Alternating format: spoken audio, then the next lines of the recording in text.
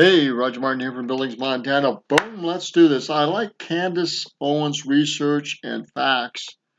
Um, I think there is going to be 20 to 30% black turnout vote for Trump this year. I think it's going to be phenomenal. And I think the Democrats are going to lose big time. I'm hoping anyhow. If it doesn't, there's been a lot of voting fraud. Her talk about the Aztecs doing all the cannibalism and eating body parts and other stuff, cutting open the chest, holding a heart while it's beating, that's all been well documented, but it hasn't been wanted to be covered by the press or the newspapers or even the educational system. Slave trade has been worldwide since man got into tribes and groups, and sex trafficking, child abductions, child labor, they've been right along with that. One of the things she points out is that England was the first country to abolish slavery. France and some other islands followed, and then America. So that's interesting. She talks about several individuals that have just got history wrong. Empire, the Ottoman Empire, the Japanese Empire. We can forget the fact that the overwhelming majority of the world's empire were not run by white men. Now that's an interesting fact we forget because we've got all those empires and more. She's just given a handful of them.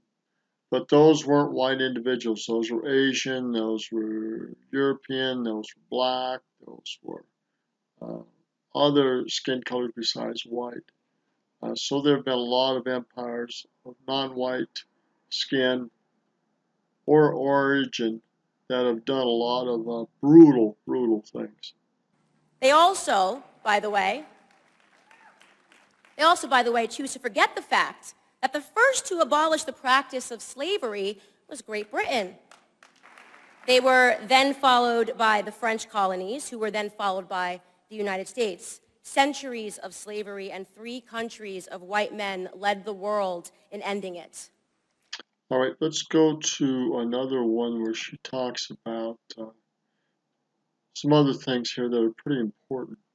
To Africa, a continent upon which... Now, this guy that she talks about, the football player that is such a knucklehead, he goes to, I think, Guyana, and then she talks about the slavery and abuses that are still going on in Africa. And these were, of course, with non-white people. He found better grounds for celebration, which is interesting. It's interesting because currently, today in Africa, there are close to 700,000 slaves, and this is going to shock the heck out of the too woke to see what's in front of them crowd, but they are not being enslaved by white people. They are being enslaved by other Africans.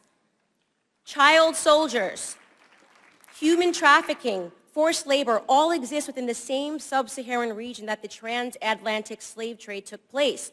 African bodies are being sold today like they were being sold then, and they are not being purchased by any country of predominantly white men. It's a wonder that Colin never mentioned that in Ghana today, his beloved country of emotional reprieve from the horror of America.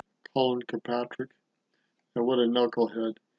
Not really very knowledgeable of history, and obviously he's getting paid or promoted to promote his foolishness, his racism. You have seen how a man was made a slave. That sentence is the first half of a Frederick Douglass quote. I like it because it rings true now. I have seen how a man was made a slave. I have seen how black Americans have been enslaved to the debate of race, how liberals, how leftists, how Democrats continue to enchain us to this inconsequential debate while robbing us blindly of our family, our faith, and our future through their abhorrent policies. You have seen how a man was made a slave. Then he continues the quotation. And now you shall see how a slave was made a man. To the veterans, and so I say to the veterans of this black ideological civil war, those of us that have survived the constant onslaught and the media thrashings and fight daily to awaken our brothers and sisters.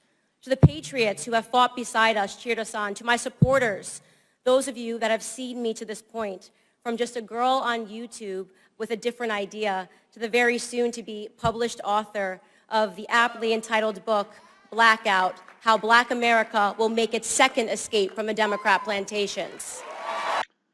That's her new book, Blackout, and they're going to get, she repeats that we need to get off the black plantations, which the Democratic Party is pushing so badly.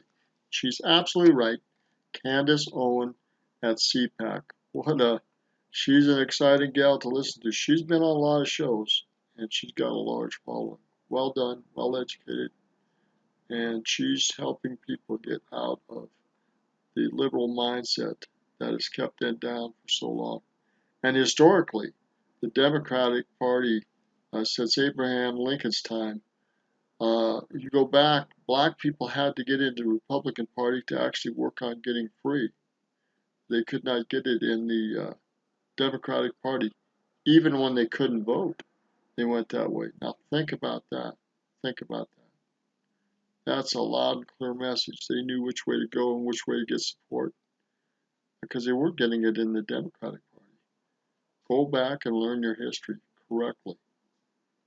It's Roger Martin from Village, Montana. Good day.